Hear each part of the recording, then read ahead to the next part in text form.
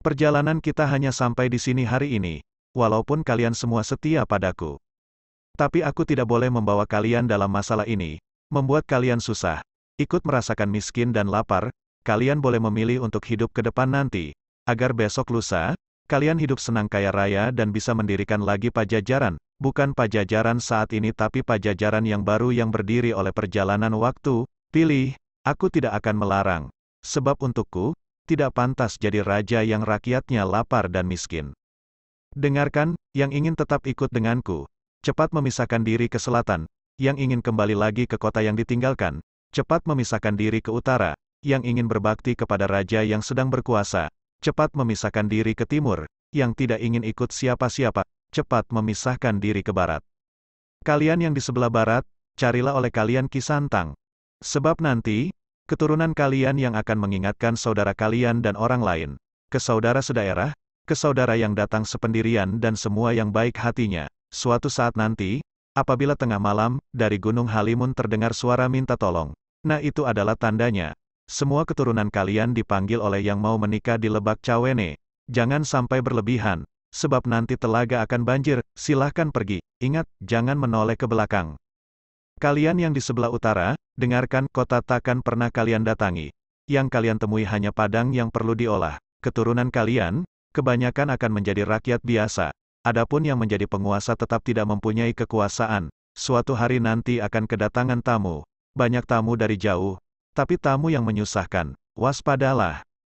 Semua keturunan kalian akan aku kunjungi, tapi hanya pada waktu tertentu dan saat diperlukan. Aku akan datang lagi, menolong yang perlu, membantu yang susah, tapi hanya mereka yang bagus perangainya.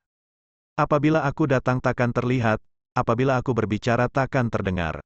Memang aku akan datang tapi hanya untuk mereka yang baik hatinya, mereka yang mengerti dan satu tujuan. Yang mengerti tentang harum sejati juga mempunyai jalan pikiran yang lurus dan bagus tingkah lakunya. Ketika aku datang, tidak berupa dan bersuara tapi memberi ciri dengan wewangian. Semenjak hari ini, Pajajaran hilang dari alam nyata, hilang kotanya, hilang negaranya. Pajajaran tidak akan meninggalkan jejak, selain nama untuk mereka yang berusaha menelusuri.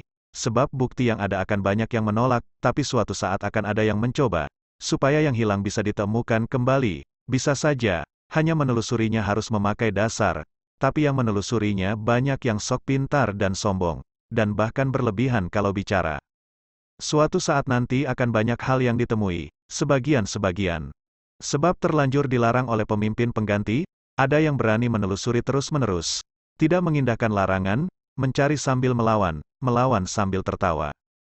Dialah anak gembala, rumahnya di belakang sungai, pintunya setinggi batu, tertutupi pohon handelem dan hanjuang. Apa yang dia gembalakan, bukan kerbau bukan domba, bukan pula harimau ataupun banteng, tetapi ranting daun kering dan sisa potongan pohon. Dia terus mencari, mengumpulkan semua yang dia temui. Tapi akan menemui banyak sejarah kejadian, selesai zaman yang satu datang lagi satu zaman yang jadi sejarah kejadian baru, setiap zaman membuat sejarah, setiap waktu akan berulang itu dan itu lagi. Dengarkan, yang saat ini memusuhi kita, akan berkuasa hanya untuk sementara waktu. Tanahnya kering padahal di pinggir sungai Cibantan dijadikan kandang kerbau kosong.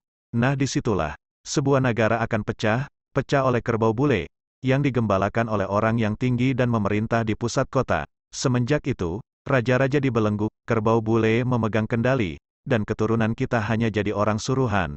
Tapi kendali itu tak terasa sebab semuanya serba dipenuhi dan murah serta banyak pilihan. Semenjak itu, pekerjaan dikuasai monyet. Suatu saat nanti keturunan kita akan ada yang sadar, tapi sadar seperti terbangun dari mimpi. Dari yang hilang dulu semakin banyak yang terbongkar, tapi banyak yang tertukar sejarahnya, banyak yang dicuri bahkan dijual. Keturunan kita banyak yang tidak tahu, bahwa zaman sudah berganti. Pada saat itu geger di seluruh negara, pintu dihancurkan oleh mereka para pemimpin. Tapi pemimpin yang salah arah. Yang memerintah bersembunyi, pusat kota kosong, kerbau bule kabur. Negara pecahan diserbu monyet, keturunan kita enak tertawa. Tapi tertawa yang terpotong, sebab ternyata, pasar habis oleh penyakit, sawah habis oleh penyakit, tempat padi habis oleh penyakit, kebun habis oleh penyakit, perempuan hamil oleh penyakit. Semuanya diserbu oleh penyakit, keturunan kita takut oleh segala yang berbau penyakit. Semua alat digunakan untuk menyembuhkan penyakit sebab sudah semakin parah. Yang mengerjakannya masih bangsa sendiri. Banyak yang mati kelaparan. Semenjak itu keturunan kita banyak yang berharap bisa bercocok tanam sambil sok tahu membuka lahan. Mereka tidak sadar bahwa zaman sudah berganti cerita lagi.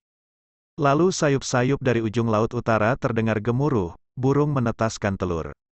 Riuh seluruh bumi, sementara di sini, ramai oleh perang, saling menindas antar sesama. Penyakit bermunculan di sana-sini, lalu keturunan kita mengamuk. Mengamuk tanpa aturan, banyak yang mati tanpa dosa.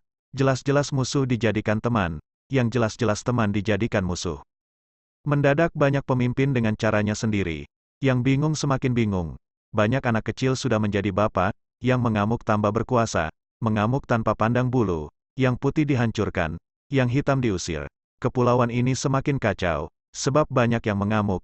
Tidak beda dengan tawon, hanya karena dirusak sarangnya, seluruh nusa dihancurkan dan dikejar. Tetapi, ada yang menghentikan adalah orang seberang. Lalu berdiri lagi penguasa yang berasal dari orang biasa. Tapi memang keturunan penguasa dahulu kala dan ibunya adalah seorang putri Pulau Dewata. Karena jelas keturunan penguasa baru susah dianiaya. Semenjak itu berganti lagi zaman. Ganti zaman ganti cerita, kapan? Tidak lama.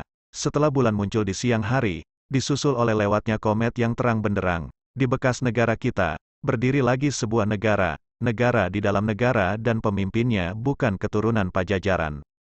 Lalu akan ada penguasa, tapi penguasa yang mendirikan benteng yang tidak boleh dibuka, yang mendirikan pintu yang tidak boleh ditutup, membuat pancuran di tengah jalan, memelihara elang di pohon beringin. Memang penguasa buta, bukan buta pemaksa. Tetapi buta tidak melihat, segala penyakit dan penderitaan. Penjahat juga pencuri menggerogoti rakyat yang sudah susah. Sekalinya ada yang berani mengingatkan, yang diburu bukanlah penderitaan itu semua tetapi orang yang mengingatkannya. Semakin maju semakin banyak penguasa yang buta tuli, memerintah sambil menyembah berhala. Lalu anak-anak muda salah pergaulan, aturan hanya menjadi bahan omongan, karena yang membuatnya bukan orang yang mengerti aturan itu sendiri. Wajar saja bila kolam semuanya mengering, pertanian semuanya puso, bulir padi banyak yang diselewengkan, sebab yang berjanjinya banyak tukang bohong, semua diberangus janji-janji belaka, terlalu banyak orang pintar, tapi pintar kebelinger. Pada saat itu datang pemuda berjanggut, datangnya memakai baju serba hitam sambil menyanding sarung tua. Membangunkan semua yang salah arah, mengingatkan pada yang lupa, tapi tidak dianggap, karena pintar kebelinger, maunya menang sendiri. Mereka tidak sadar, langit sudah memerah, asap mengepul dari perapian. Alih-alih dianggap, pemuda berjanggut ditangkap dimasukkan ke penjara, lalu mereka mengacak-ngacak tanah orang lain, beralasan mencari musuh tapi sebenarnya mereka sengaja membuat permusuhan.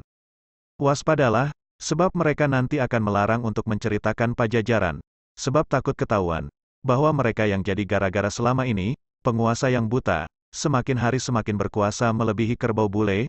Mereka tidak sadar zaman manusia sudah dikuasai oleh kelakuan hewan. Kekuasaan penguasa buta tidak berlangsung lama, tapi karena sudah kelewatan menyengsarakan rakyat yang sudah berharap agar ada mukjizat datang untuk mereka. Penguasa itu akan menjadi tumbal untuk perbuatannya sendiri, kapan waktunya? Nanti, saat munculnya anak gembala, di situ akan banyak huru-hara, yang bermula di satu daerah semakin lama semakin besar meluas di seluruh negara. Yang tidak tahu menjadi gila dan ikut-ikutan menyerobot dan bertengkar, dipimpin oleh pemuda gendut, sebabnya bertengkar, memperebutkan tanah, yang sudah punya ingin lebih, yang berhak meminta bagiannya, hanya yang sadar pada diam, mereka hanya menonton tapi tetap terbawa-bawa. Yang bertengkar lalu terdiam dan sadar ternyata mereka memperebutkan pepesan kosong, sebab tanah sudah habis oleh mereka yang punya uang. Para penguasa lalu menyusup, yang bertengkar ketakutan kehilangan negara. Lalu mereka mencari anak gembala, yang rumahnya di ujung sungai yang pintunya setinggi batu, yang rimbun oleh pohon handelem dan hanjuang. Semua mencari tumbal, tapi pemuda gembala sudah tidak ada, sudah pergi bersama pemuda berjanggut, pergi membuka lahan baru di Lebak Cawene. Yang ditemui hanya gagak yang berkoar di dahan mati. Dengarkan, zaman akan berganti lagi.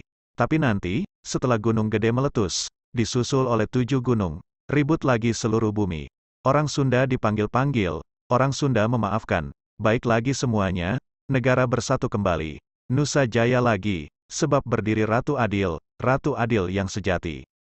Tapi ratu siapa? Dari mana asalnya sang ratu? Nanti juga kalian akan tahu. Sekarang, cari oleh kalian pemuda gembala. Silahkan pergi, ingat jangan menoleh ke belakang. Perjalanan kita hanya sampai di sini hari ini, walaupun kalian semua setia padaku. Tapi aku tidak boleh membawa kalian dalam masalah ini, membuat kalian susah, ikut merasakan miskin dan lapar.